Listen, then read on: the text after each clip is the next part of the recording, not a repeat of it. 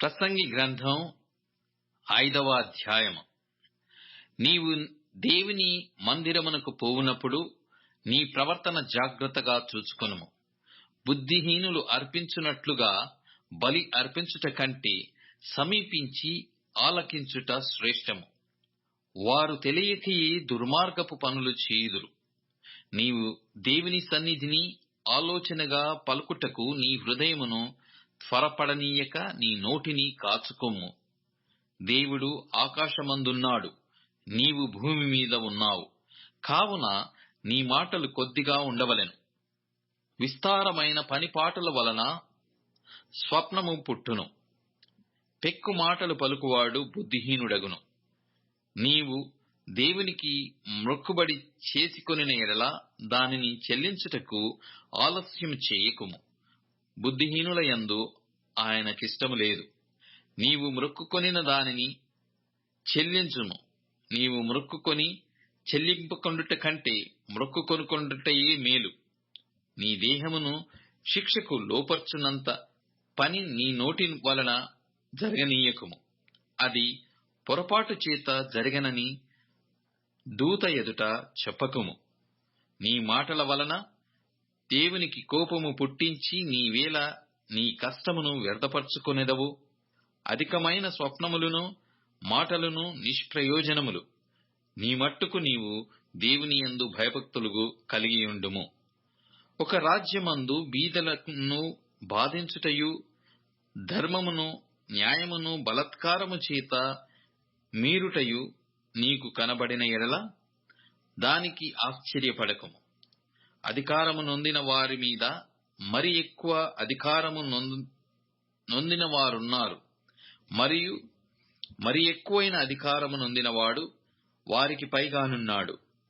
ఏ దేశములో రాజు భూమి విషయమై శ్రద్ధ పుచ్చుకొనునో ఆ దేశమునకు సర్వ విషయముల యందు మేలు కలుగును. ద్రవ్యమును ఆపేక్షించువాడు ద్రవ్యము చేత తృప్తి నొందడు. ధన సమృద్ధిని ఆపేక్షించువాడు దాని చేత తృప్తి నొందడు.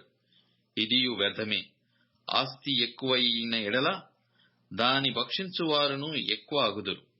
కన్నులారా చూచుటయే గాక ఆస్తిపరునికి తన ఆస్తి వలన ప్రయోజనమేమి? కష్టజీవులు కొద్దిగా తినెనను ఎక్కువగా తినెనను సుఖనిద్ర నొందుదురు.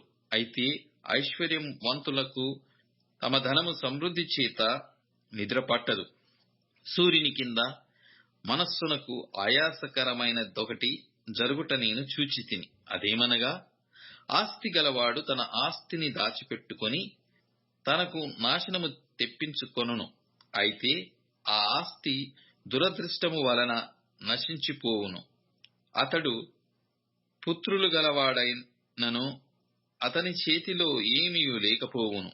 వాడు ఏ ప్రకారముగా తల్లి గర్భం నుండి వచ్చెనో ఆ ప్రకారముగానే తాను వచ్చినట్లే దిగంబరిగానే మరల పోవును. తాను ప్రయాసపడి చేసుకొనిన దానిలో ఏదైనను చేత పట్టుకొని పోడు. అతడు వచ్చిన ప్రకారముగానే మరలా పోవును. గాలికి ప్రయాసపడి సంపాదించిన దాని వలన వానికి లాభమేమి? ఇదియు మనస్సునకు ఆయాసకరమైనదే. తన దినములన్నీ అతడు చీకటిలో భోజనము చేయును. అతనికి వ్యాకులమును రోగమును అసహ్యమును కలుగును.